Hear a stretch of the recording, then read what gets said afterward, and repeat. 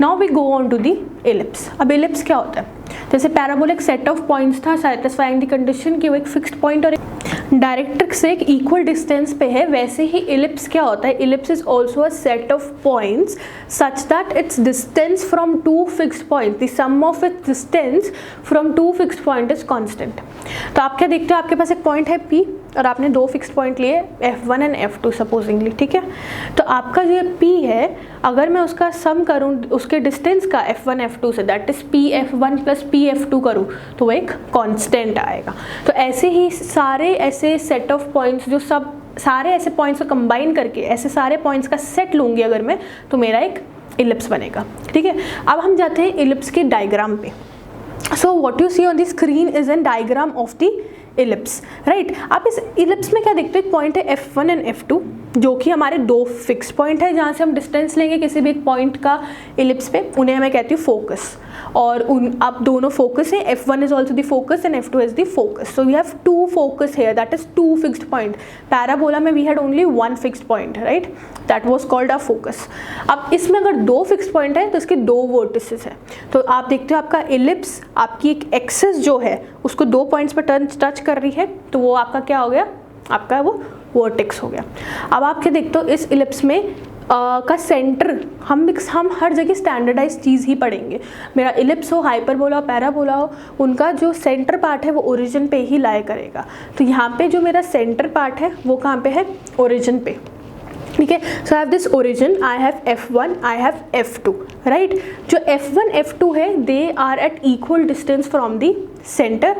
अब मैं देखती हूँ एक एक्सेस पास कर रही है इस फोकस से, right, that is my major axis है। इस डायग्राम के लिए वो मेरी मेजर एक्सेस है and there is this y axis that is perpendicular to your major axis, that is your minor access.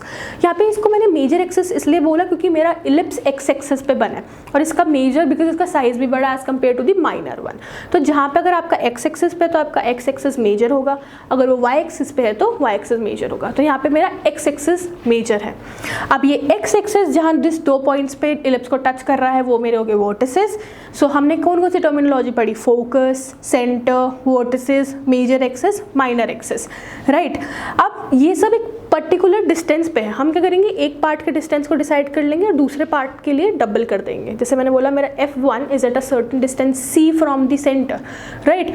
तो अगर पूरे इलिप्स की बात करूं तो दो फोकस है, तो F1 F2 कितने डिस्टेंस पे हो गए? 2C पे। सो माय जो अगर मैं बोलूँ कि क्या लेंथ है मेरी फोकस की, तो वो होगी 2C, right. So the distance between two foci becomes 2C, right. अब मैं बात करती हूँ मेजर एक्सेस की। यहाँ पे मेरा मेजर एक्सेस क्या है? एक्स एक्सेस है। मैं बोल रही हूँ कि सेंटर से मेरा एक vertex is at distance C। तो अगर मैं उस सेंटर से ही दूसरा वर्टेक्स देखूँ तो वो भी C पे हुआ, तो मेरा V1 V2 कितने डिस्टेंस पे हो गया? या मेरे दोनों वर्टेक्स का डिस्टेंस कितना हो गया?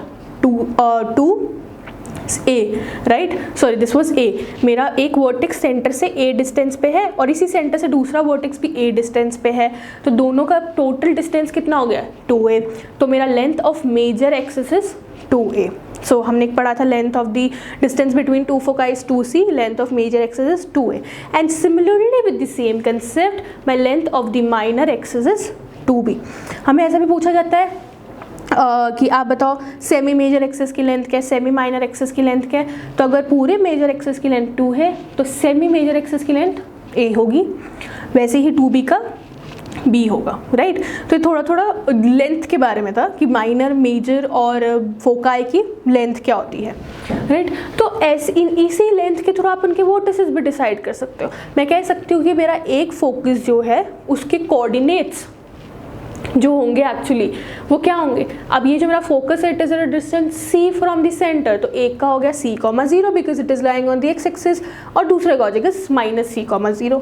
वैसे ही वर्टेक्स A,0 -A,0, ठीक है, सेंटर 0,0। तो I can also decide the coordinates of my points with the help of this distance. ना यहाँ पे हमारे पास एक रिलेशनशिप है which is very important, that is between A, B and C। जितनी भी हमने लेंथ पढ़ी, जितने भी हमने कोऑर्डिनेट्स पढ़े उनके बीच में, and it says that my A² is equals to B² plus C², ठीक है। So this is what we have as the relationship and it is very important. Now we have two special cases here, right? अब what if I say that my C is equals to 0, मेरा focus और जो centre से focus के बीच का distance है वो 0 हो गया. तो अगर मेरा ऐसा डिस्टेंस 0 हो जाएगा तो what would I get? I would get my A is equals to B, right. A square is equals to B square. यही चीज़ आप रिलेशन में पुट करके देखो. A square is equals to B square plus C square है. C को मैंने 0 रखा तो क्या हो जाएगा? A square is equals to B square. अब अगर ए और B major minus axis equal हो गए, मेरा फोकस कोइंसाइड कर गया सेंटर के साथ, I would get a circle, right? So this is one of the case that if my C is equals to 0, my ellipse changes into a circle. Next case we have is, what if my C becomes A? What if my C is equal to A? Right? तो उस case में क्या होगा? अगर मेरा C equal to A होगा, I get a line segment. I get a line segment. Right? So ये हमारे दो special cases थे. Next we have is eccentricity of the ellipse. Eccentricity क्या होता है? Eccentricity is basically the ratio of the distance of focus from the center to the distance of the vertex from the center. Right. तो वो क्या हो गया मेरा? Eccentricity. It is denoted by small E. यहाँ पे व्हाट आई सी कि मेरा जो फोकस है it is a distance C from the origin, और जो मेरा वर्टेक्स है it is at a distance A from the centre. तो I have C upon A as my what you can say it eccentricity, right? तो मैं here C is E is equals to C by A for ellipse. पर क्या है यहाँ पे? अगर मैं देखूँ मेरा C का डिस्टेंस जो है वो A से बड़ा है. अगर ये मेरा C है तो मेरा A कितना है? वो इतना बड़ा होगा A, राइट? कि इतना बड़ा A हो गया. यहाँ पे मेरा फोकस है, यहाँ मेरा वर्टेक्स है. तो क्या होगा इस केस में? C is less than A. तो इसलिए मेरी eccentricity for the ellipse is always less than 1. Right. अब हम नेक्स्ट जाते हैं equation, standard equations of the ellipse.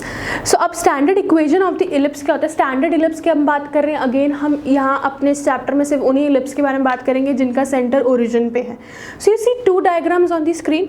पहले वाला है जहाँ पे मेरा major axis is the X axis, second वाला है जहाँ पे major axis is the Y access.